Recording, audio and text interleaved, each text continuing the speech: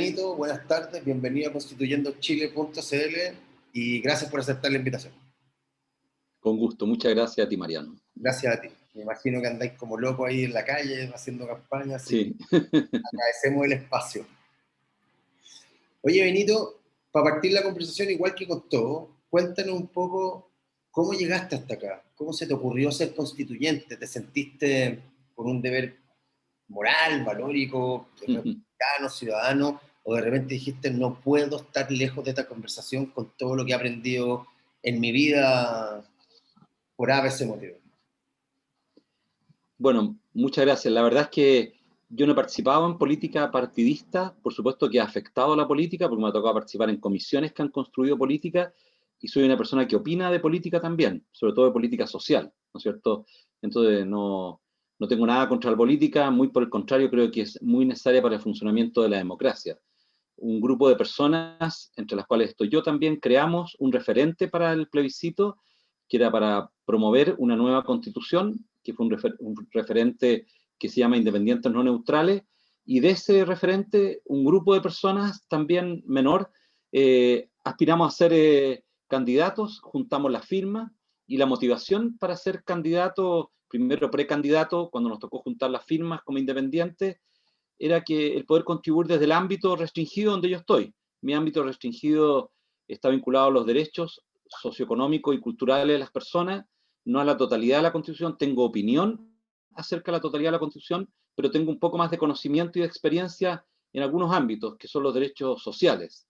Y mi reflexión desde este último tiempo, ¿no es cierto?, especialmente desde el estallido social, ha sido que no nos podemos desembarcar. Tenemos que embarcarnos, y si las personas nos quieren tener allí, tenemos que estar disponibles, y para estar disponibles, bueno, tienes que meterte en la candidatura. Eso es estar disponible. No puede estar disponible en una vitrina, tiene que salir a la calle, conversar con la gente, y por este tiempo creo que es importante. Después de esto voy a volver a mi trabajo habitual. Yo considero que esto también es parte de mi trabajo habitual, porque si queremos construir una constitución que dure 30, 40 años y que nos ayude a pegar un salto hacia adelante en relación a lo que hemos avanzado hasta ahora, bueno, es un gran momento también para la política pública chilena, para la convivencia nacional. Y no quiero estar ausente de ese debate. Vale, súper claro. Oye, Benito, al callo, ¿qué le cambiaría a la Constitución? ¿Qué se te hace que es fundamental, que ya no da para más, o que es necesario renovarlo? ¿Qué se te hace de lo que ves en la calle, de lo que ves tú en tus conclusiones, que realmente es innegociable para cambiar la Constitución? Bueno, de todas maneras, desde el punto de vista del ámbito, del área donde trabajo yo, he sentido siempre en esta Constitución un Estado ausente de los grandes problemas sociales de Chile, y que le deja al mercado algo que el mercado no debe resolver, y la gente se lanza contra el mercado. No, el problema no es el mercado, el problema es el Estado, que dejó actuar al mercado en ámbitos donde el mercado no puede actuar. Cuando tú tienes una sociedad que tiene altas asimetrías de origen, o sea, desigualdades cuando tú naces, que no son de responsabilidad de los ciudadanos. Nacimos en una familia cada uno de nosotros. Yo nací en Las Condes o en Vitacura, hoy día vivimos en la comuna de La Pintana, y cuando tú ves asimetrías de origen entre esas dos comunas, bueno, tú tienes que reflexionar qué hace el Estado para que esas asimetrías se reduzcan en el transcurso de la vida de las personas. Y cuando tú ves que esas asimetrías no se reducen en el transcurso de la vida de las personas, tú dices, el Estado está ausente. Y quizás ese rol subsidiario que da a entender la Constitución, que no lo define tan explícitamente, pero que lo da a entender la Constitución.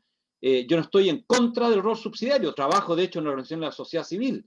Lo que digo es que el rol subsidiario de la chilena lo que hizo fue que el Estado abandonó como los grandes pilares de la política social: el derecho a la educación, a la salud, a una pensión justa, a la vivienda, entre otros, ¿no es cierto? Que al final, cuando tú los abandonas, recuperar después su espacio o acortarle al mercado su espacio es muy duro porque se te generó una cultura de la desigualdad, donde después generas barreras culturales a ese cambio, ¿no es cierto?, legal. Es lo que tenemos que enfrentar ahora.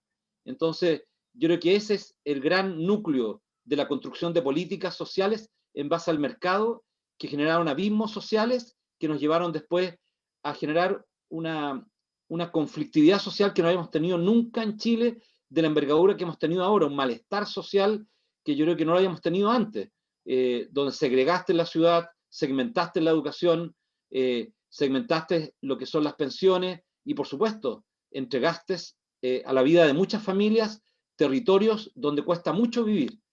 Vengo llegando ahora de la cárcel de mujeres, 2 mujeres se me acercaron en el patio Mandela, donde me tocó estar, y las 2 provienen de aquí del Castillo, al lado de nuestra casa, donde he trabajado muchos años con Lorena, y una de ellas de un lugar extremadamente complejo dentro de la población.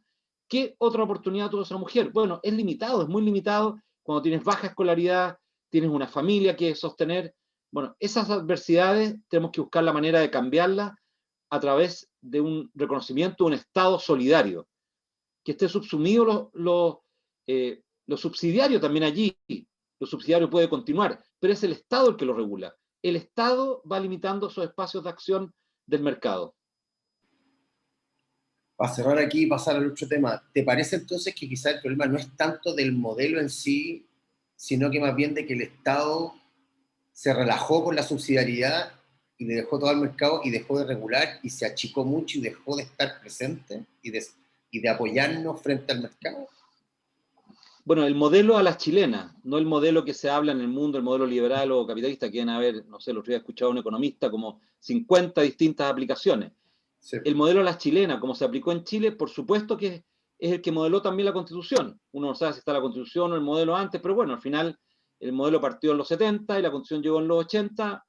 Son hijos, ambos, ¿no es cierto?, de un mismo padre o de un mismo grupo de personas, y lo que hacen es reflejar una animosidad adversa contra la intervención del Estado, contra la presencia del Estado, y eso hace perpetuar las desigualdades, y las desigualdades después terminan atentando contra la convivencia.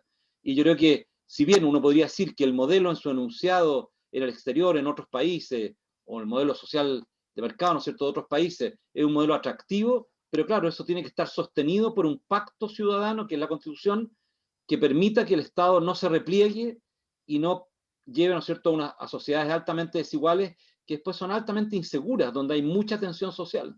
Sí, pareciera ser al final que tenemos los valores del mercado y no los valores de los ciudadanos o la sociedad.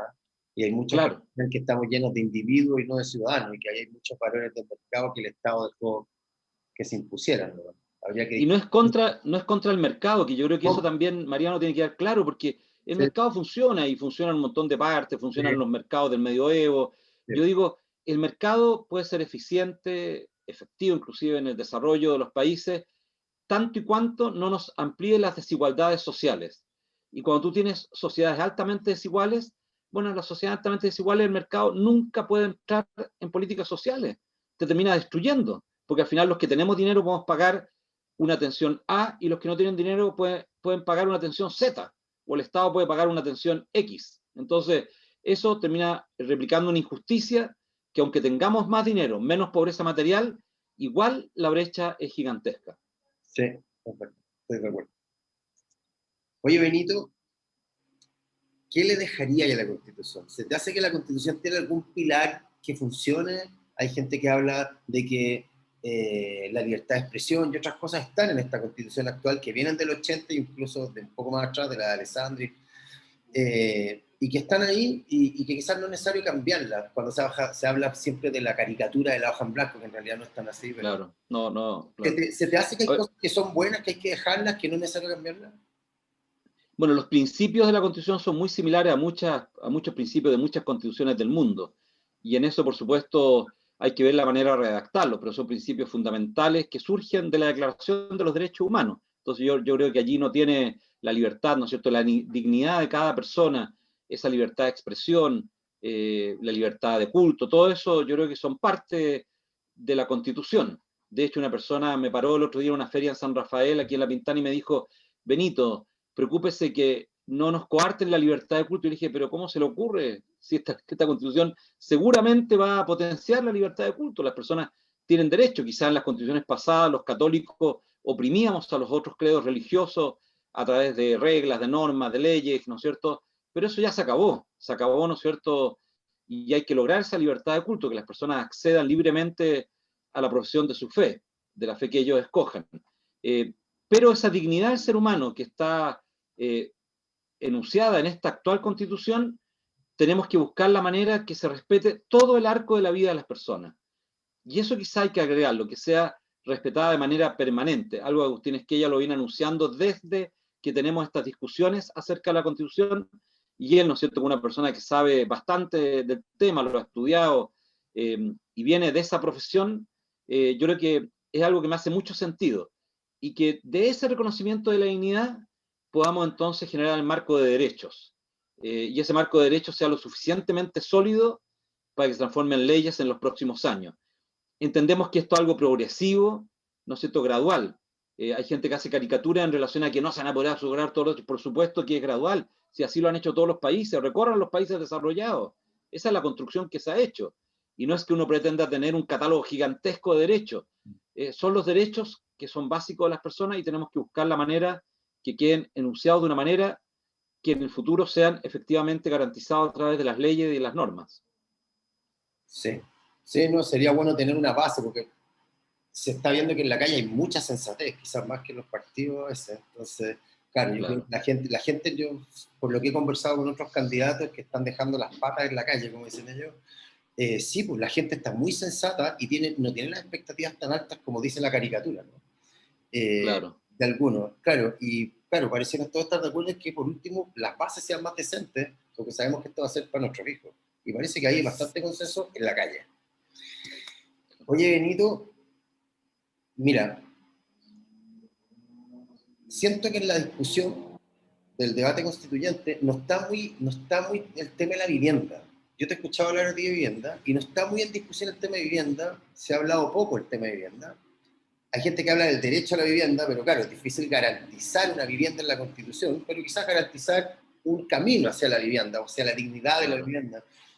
¿Cómo lo veis tú eso en tu entorno, en tu trabajo, en tus años de la calle, en tu entorno sociocultural? ¿Cómo veis el tema de la vivienda? ¿Tiene que ver con quiero mi casa y punto? ¿Tiene que ver con la construcción también de la familia con respecto a eso? ¿Cómo lo veis, Benito? ¿Cómo lo veis o cómo lo plantearías tú en el debate constituyente? Mm. Bueno, en la zona sur de Santiago, en el distrito 2, donde me toca participar a mí, que corresponde a Puente Alto, La Florida, La Pintana, San José Maipo y Pirque, el tema de la vivienda sale en todos los diálogos. La cantidad de personas allegadas que hay es muy grande. Varios han dicho, ¿no es cierto?, que la presión de familias extranjeras que han llegado en el último tiempo. Puede ser, pero el problema de las familias allegadas es gigantesco en las familias chilenas, o sea, las personas que nacieron acá, ¿ya? Y que llevan harto tiempo y tienen muchas y muchos allegados dentro de sus casas, una o dos familias por casa, en casas muy antiguas, de 30 y tantos metros cuadrados, ya son de más, ya son de 60 metros cuadrados los departamentos, pero los antiguos son entre 30 y 40 metros cuadrados. También las casas hay unas de 40 metros cuadrados, entonces el hacinamiento es muy grande. Y yo digo, si uno efectivamente pretende salvaguardar la dignidad a través del cuidado de las familias, de los distintos tipos de familias que tenemos en Chile, bueno, tienes que asegurarle una vivienda que permita salvaguardar eso. Tienes que asegurarle, como tú bien dices, un camino para obtener esa vivienda. Las personas no se quejan tanto de obtener la vivienda de manera inmediata, no es que esa sea la solicitud, sino que le clarifiquen el camino, que pueda estar arrendando 1, 2, 3 años, que esa vivienda sea inclusiva, o sea, tenga los metros cuadrados que deba tener para poder vivir en familia, que tenga un espacio donde poder vivir dignamente en familia, pero que sea incluida en la ciudad, no que vaya a terminar a extramuros de la ciudad. Los costos para esas familias cuando estás en el extramuro son tremendos, no solamente los costos económicos, que ya son grandes, los costos humanos de la convivencia en esos lugares. Chile es el país de América Latina que más guetos ha construido en los últimos 30 años. De hecho, en relación a la cantidad de habitantes, construyó el gueto más grande, su Ministerio de Vivienda, que se llama Bajos de Mena, donde se concentran una gran cantidad de poblaciones un poco más al sur de donde vivimos nosotros. Entonces, yo no quiero hacer un ataque contra eso, lo que quiero decir es que eso hay que cambiarlo. Me imagino que mucha gente de buena voluntad participó en eso para lograr la vivienda de las personas, la ambicionada vivienda, pero terminó siendo un momento doloroso cuando después de 1 año, 2 años, te sentías abandonado en ese territorio y en un gueto, encerrados en un territorio donde unos pocos te amedrentaban y donde la gran mayoría trabajaba con familias espectaculares, sin servicios básicos y en el primer tiempo, ¿no es cierto?, sin seguridad, sin carabineros, sin escuela, ¿no es cierto?, sin consultorio.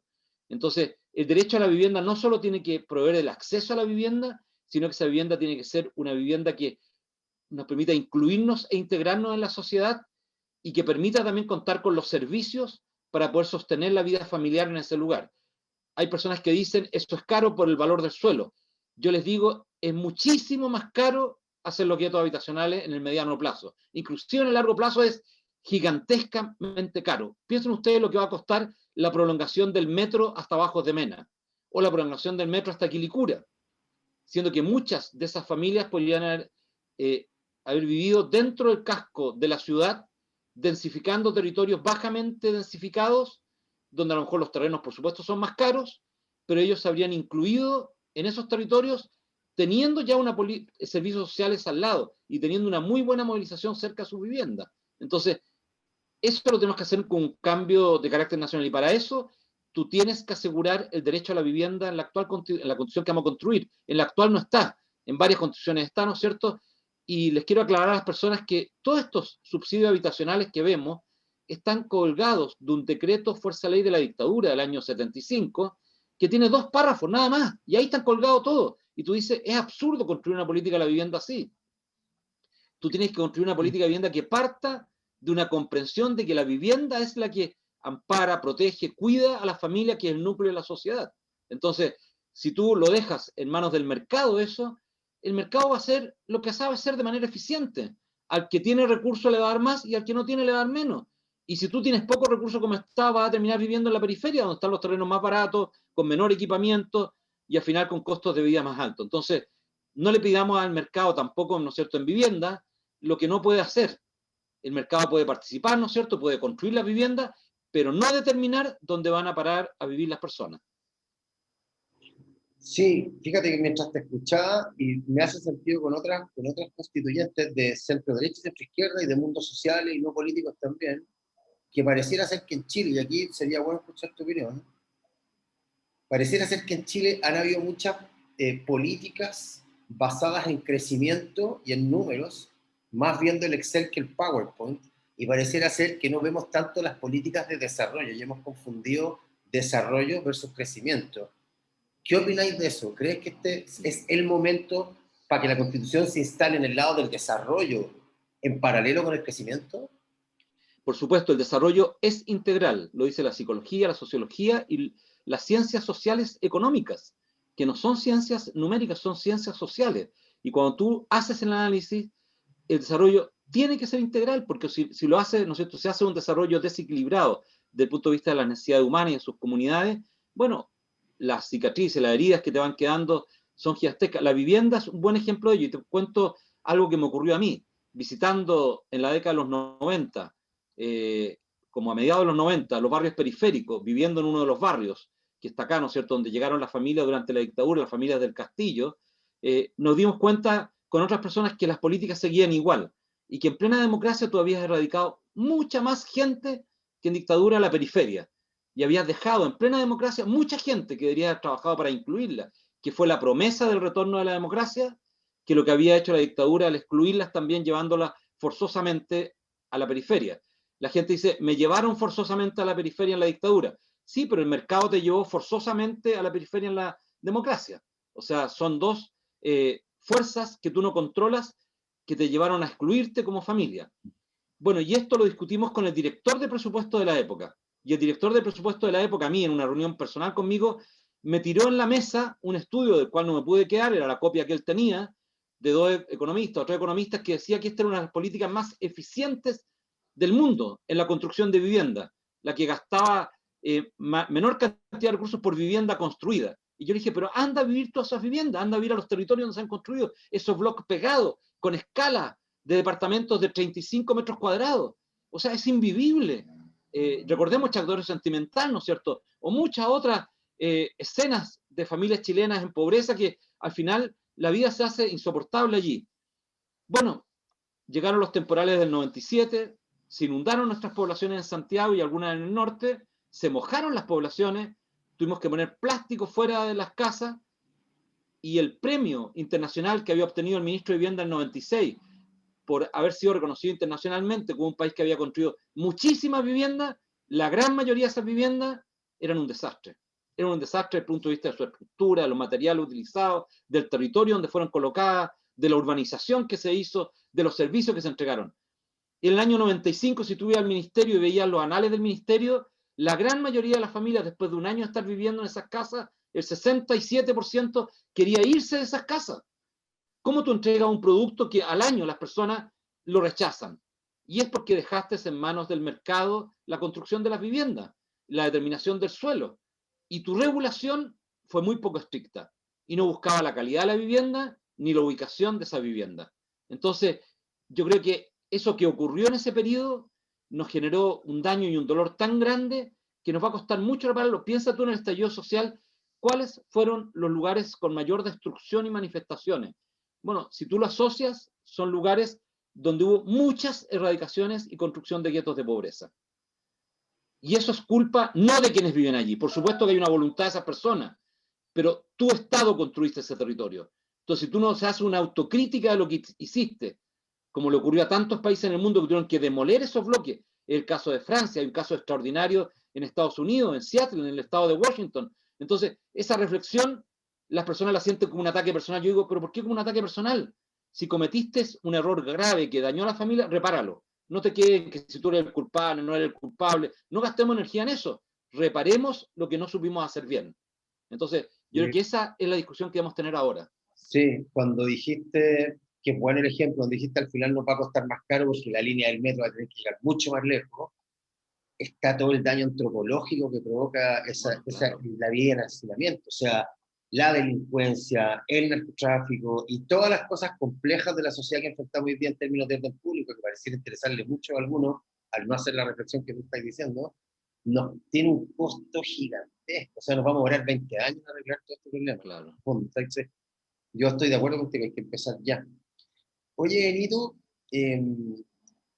antes de pasar a la parte final de la entrevista, hoy día es el Día Internacional de la Mujer.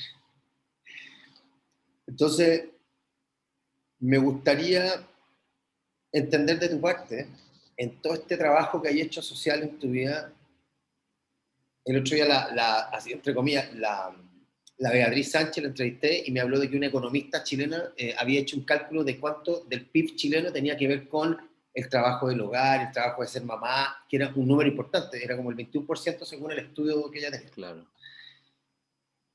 Yo te quiero preguntar, ¿cómo ves la importancia de la mujer? Todos sabemos que la mujer, y espero que ya quede poca gente que no, que la mujer tiene un talento muy superior al de nosotros en ciertas cosas importantes para la antropología de la sociedad, para el desarrollo de la familia y mil cosas. Entonces quería ver cómo lo veías tú, porque la mujer es una gran sostenedora en los lugares pobres, en temas de solidaridad, de reciprocidad, no de caridad, eso yo lo voy a dejar aparte de la discusión. Claro. Quiero hablar más de cosas horizontales, no tan verticales. Entonces quería ver cómo es tu visión hoy día, ya que fuiste a la cárcel, ya que el Día Internacional de la Mujer, ¿cómo veías ese rol de la mujer hoy día y en esta constitución paritaria que va a ser tan histórica? Bueno, primero recordarnos, ¿cierto?, que primera vez que se va a ver una convención o una asamblea constitucional paritaria, que yo creo que eso, inclusive aquellos que a lo mejor no estaban a favor de ella, todos deberíamos reconocer que allí ya hay un camino trazado que nos va a cambiar la manera de construir la Constitución. Y que, por supuesto, puede haber alianzas de género dentro y puede las mujeres, independientes de donde provengan políticamente, van a querer que todo lo que se relaciona, ¿no es cierto?, con el género femenino atraviese la Constitución, ¿ya?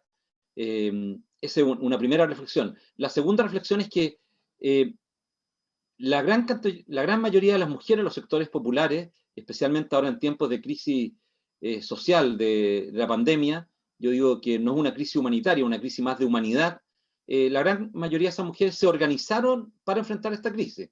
Entonces, en el tiempo que nos ha tocado estar yo acompañando a mi mujer, a Lorena, sobre todo aquí en el sector del Castillo, La Pintana, con las ollas comunes, tú llegabas a los territorios y eran el 99,5% mujeres, las que entregaban abnegadamente su tiempo. Claro, eso tiene otra mirada, que la carga que se le pone a la mujer es gigantesca. Siempre en momentos también de extrema solidaridad, la mujer tiene además que asumir esa carga de solidaridad. Yo creo que debemos trabajar fuertemente para un cambio cultural, y ese cambio cultural ocurre en la estructura escolar. Y la estructura escolar necesita repensarse desde el punto de vista del género, porque no ha costado mucho ese trato igualitario. Y la cultura machista sigue prevaleciendo no solamente en sectores populares, en los sectores extremadamente altos también, o en la clase media también. Tú sigues teniendo reacciones fuertemente machistas. Se ha hablado de los salarios, es un tema, por supuesto, pero piensa tú que el 40% de las mujeres se siente maltratada por el hecho de ser mujer. Nos recordaba el estudio del PNUD Desiguales del año 2017. O sea, ¿cómo tú te sientes maltratada por el solo hecho de ser mujer? Y no solo eso, sino que eres mirada como alguien que no tiene opinión para tomar decisiones importantes en empresas o para tomar decisiones importantes en organizaciones. En el caso nuestro de la Organización de la Sociedad Civil, la gran mayoría de las organizaciones son conducidas por mujeres y son trabajadas. En el caso donde yo trabajo, en América Solidaria, la gran mayoría de las profesionales que se va a trabajar a otros territorios de Chile y de otros países de América Latina y del Caribe son mujeres. Yo digo, allí hay una fuente de transformación social que nos ha dado muchas lecciones en el mundo. Piensa en las gobernantes, mujeres, ¿no es cierto?, en Europa. La estabilidad que ha logrado Europa con una gran gobernante mujer, que logró equilibrar los poderes en Europa y ser tan notable que en el momento de aplicar la vacuna COVID se atrasan los países que podrían haber comprado la vacuna con mayor rapidez, el país de ella, Alemania, ¿no es cierto?, para hacerlo de común acuerdo con los otros países que a lo mejor tenían mayor dificultades para adquirir la vacuna o contacto o tenían, ¿no es cierto?, un sistema de salud más frágil. Bueno, las mujeres nos permiten un trabajo colectivo que a los hombres nos cuesta más.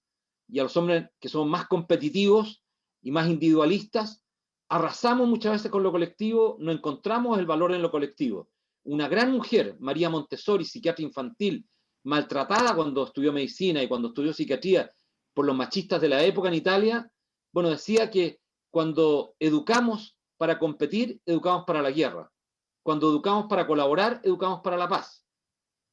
Y las mujeres suelen educar más para colaborar que para competir. Esta transformación cultural, uno podría decir, Benito, ¿y cómo lo metemos en la Constitución? Bueno, si efectivamente comenzamos a tener principios solidarios dentro de la Constitución, bueno, va a prevalecer una mirada mucho más femenina de la naturaleza humana y del compartir de la vida de cada uno de nosotros. Y eso podría ser algo transversal, en pensiones, en educación, en salud, ¿no es cierto?, en vivienda. Ese es el Estado solidario. Sí, pareciera ser más cercano a los talentos de la mujer que los del hombre. Oye, Benito, para ir cerrando la entrevista, a todos yo les hago al final una pregunta, porque quiero que la gente se identifique con los candidatos. Uno dice, vengo de la derecha, vengo de la izquierda, vengo del trabajo social, pero en realidad quisiéramos saber de dónde vienes, cómo creciste. Queremos que se identifique la gente contigo porque queremos entender desde qué lugar te tocó sensibilizarte con lo que veía hoy día. ¿Te tocó, creciste en una familia clase media acomodada o pasaste en pellejería? ¿Eras un cabro chico que creciste en una familia politizada? ¿Creciste en el tiempo de Pinochet? ¿Viste el tema del sí y el no? ¿En tu casa se hablaba de política? ¿O te tocó una familia de derecha, de izquierda? ¿Cómo fue tu proceso de la infancia a la adolescencia? ¿Cómo fuiste viviendo o la calle o el colegio para llegar hasta acá? Cuéntanos un poquito de dónde venís.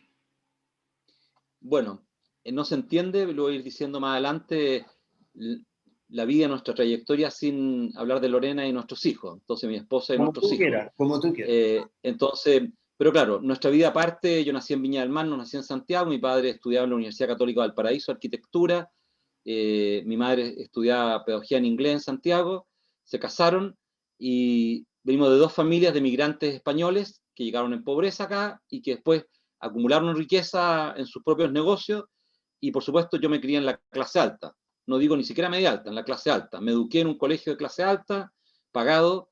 Claro, somos 10 hermanos, no vivíamos en abundancia en la casa, vivíamos en sencillez y teníamos lo justo, porque somos una familia numerosa, ¿ya? Pero vivíamos en la clase alta, nos criamos en la clase alta, vivíamos en el barrio alto.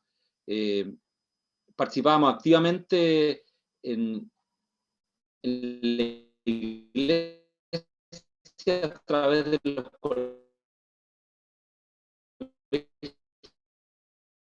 donde estudiaba, destinaba una gran energía a ser atleta, muchas horas a correr y a entrenar, corría medio fondo y era mi gran pasión. Pero bueno, de todas maneras participaba harto en actividades sociales y destinaba mucho tiempo a conocer también la realidad. Y ahí me metí mucho en lugar de pobreza. El sacerdote que me acompañó en eso, o que yo lo acompañé en eso, se llamaba el padre Jos van der Res, un padre belga, que fue el que llaman el creador de la Mediagua en Chile, que falleció ahora por COVID, de más de 90 años. Me tocó acompañarlo a sepultarlo en el cementerio de ellos. Me permitieron ir con él en la carroza, éramos muy poquita gente, y fue el gran sacerdote que nos acompañó. Nos encontramos con Lorena en la universidad estudiando psicología, ella también venía una familia de migrantes ecuatorianos, doctores, doctor él, neurocirujano, su papá trabajaba en el Instituto de Neurocirugía de Santiago con el doctor Asenjo, y nos conocimos estudiando, ambos, ella vivía en Vitacura, yo en Las Condes, ambos de la clase alta, más reciente, ¿no es cierto?, con abuelos que venían también de pobreza, y cuando nos íbamos a casar, como participábamos en Comunidad Vida Cristiana, había una reflexión profunda de cómo queríamos vivir, y por supuesto queríamos vivir en otro barrio, no tiene ninguna gracia, era el barrio donde vive el 90% de las familias en Chile, o viven en barrios, ¿no es cierto?, que tienen mayores necesidades, y nos fuimos a ir a un barrio modesto, diferente al barrio donde vivíamos, no contra nuestros papás, ni contra el barrio donde nos habíamos criado, ni contra la parroquia, ni contra el colegio donde nos educamos, sino gracias a cómo nos educamos, gracias a nuestros papás, gracias a la formación que recibimos, decidimos vivir de esa manera, no para juzgar a otros, sino para seguir un camino que a nosotros sentíamos que,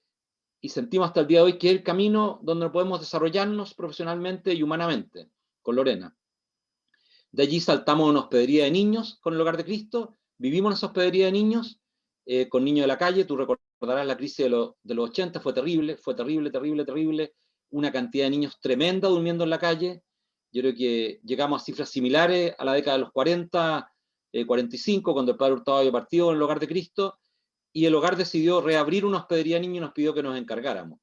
Bueno, dejamos todo lo que teníamos, nuestra pequeña casa por Independencia, y nos fuimos a una casa muy cercana que un empresario había donado en una calle cerca que se llama Ibáñez, y ahí nos instalamos en una hospedería de niños en un solo cuarto, compartiendo el baño con la persona que estaba cocinando, la FIDE, y bueno, aprendimos que podíamos vivir en un cuarto, no echábamos de menos nada de las cosas que teníamos en la otra pequeña casa que arrendábamos, y que podíamos compartir el baño y no teníamos ningún problema, y podíamos vivir de manera modesta.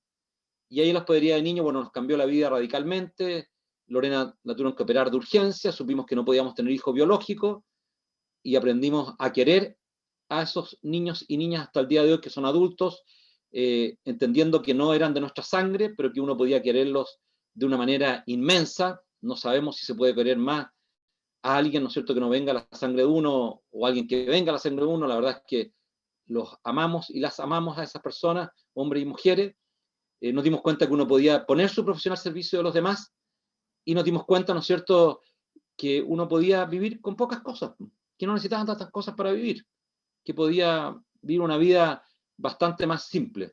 Estudiamos afuera, y cuando estábamos estudiando afuera, el Hogar de Cristo, a través del padre Joshua Andrés, nos dijo si queríamos volver a trabajar, y le dijimos que sí, pero de donde provenían los niños más dañados que encontrábamos en el centro de Santiago, y era una población que se llama El Castillo, que está acá al lado de nuestra casa. Y volviendo de los estudios en el extranjero, después de 3 años y medio, nos vinimos a vivir cerca del castillo, en una zona de campo vivimos nosotros, y comenzamos a trabajar dentro del castillo, en un lugar que es un centro comunitario para niños y niñas, muchos de ellos y de ellas que estaban fuera del sistema escolar, que hoy día tienen ya 40 años, 45 años los más grandes. Eso era finales de los 80, y bueno, y el castillo nos cambió la vida, las familias, las queremos mucho, son familias espectaculares, espectaculares, hacen un trabajo impresionante en medio de adversidades gigantescas, han hecho una vida que yo encuentro notable, notable, porque creo que son resistentes, son de la gran resistencia humana. La gente dice resiliente, yo digo resistencia, resistencia, porque han resistido embates gigantescos de hambrunas, de pérdida laboral, de crisis económica, de tensiones, de acceso a las drogas por parte de los hijos, a bandas delictuales. Han vuelto a resurgir, le han matado hijos, han muerto hijos, se han enfermado, y vuelven a salir y arman las ollas comunes, ahora en plena pandemia. O sea, es admirable, y muchas de ellas, como decíamos, mujeres, también muchos hombres, y bueno, de ahí venimos con Lorena, adoptamos nuestros 6 hijos, nuestro hijo mayor hoy día tiene 32, y junto con Josefina, su pareja, ya nos dieron una nieta maravillosa, Manolita, en este periodo de pandemia. Nuestros 6 hijos son 3 hombres y 3 mujeres, la menor es Magdalena, que tiene, dicen discapacidad múltiple, yo diría como retos múltiples, dicen también, sordociega parcial, tiene un poco de retraso en su desarrollo cognitivo, pero también es una mujer maravillosa, que nos cuesta entenderla porque su código de comunicación es distinto al nuestro. Hemos ido aprendiendo a comunicarnos gracias a grandes educadoras y educadores de un centro que se llama el CIDEVI, que queda ahí en la Unión Latinoamericana, que han hecho un trabajo espectacular con muchos niños y niñas, y se los agradecemos mucho, y una terapeuta también que la acompaña, física, que nos permite estar con ella y acompañarla en su desarrollo, teniendo, por supuesto, otros códigos para comunicarnos distintos, que son los habituales, pero hemos tenido que ir aprendiendo. De allí venimos, somos parte de la Iglesia Católica, creemos que es posible transformar la realidad, y esa transformación tratamos de hacerla de nuestras propias vidas, de nuestra consecuencia. Hemos estudiado para servir a los demás, estudiamos psicología para servir a los demás, nos especializamos después en el extranjero para trabajar en familia, para servir a los demás, y yo cuando ya era viejo, hice un doctorado en el extranjero para aprender más de política pública vinculada a la inclusión social, y aprender lo que Europa ha hecho y ha avanzado en esto, y poder también lograr ir avanzando en esto. Muchos países de la Europa mediterránea, muy parecidos a Chile, con historias similares de desigualdad, han ido derrotando esa desigualdad con buenas constituciones y buenas leyes y políticas. Me alegra mucho escuchar tu testimonio, Benito. Yo creo que te han dicho bastantes veces que es inspirador, pero yo nunca te lo había dicho, así que te agradezco la honestidad. Po. Qué bueno que te tenemos en el debate constituyente. Ojalá que te vaya bien y salga. Gracias. Espero corazón. Oye, Benito, para ir cerrando, cuéntanos por qué distrito, por qué lista y cuál es dónde estás instalado.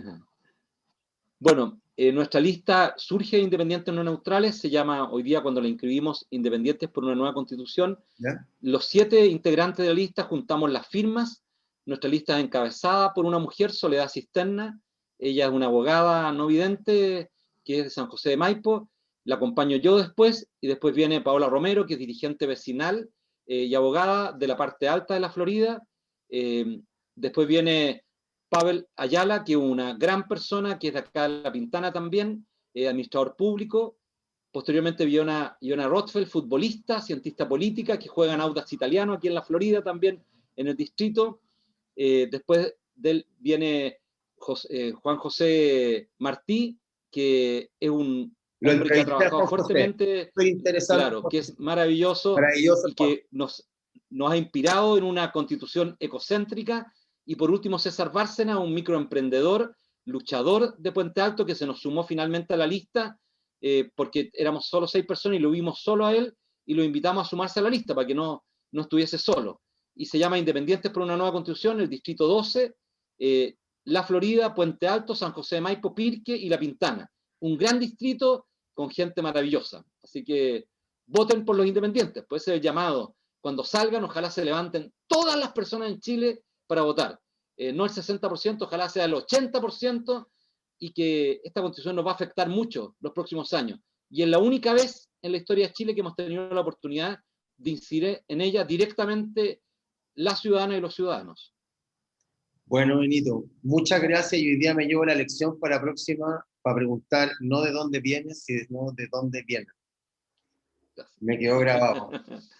Gracias, Benito, que tengas suerte en tus elecciones y que te vaya bien. Gracias por la discusión. Chao. Muchas gracias a ti por esta pega. Pues chao. Gracias, Benito. Chao.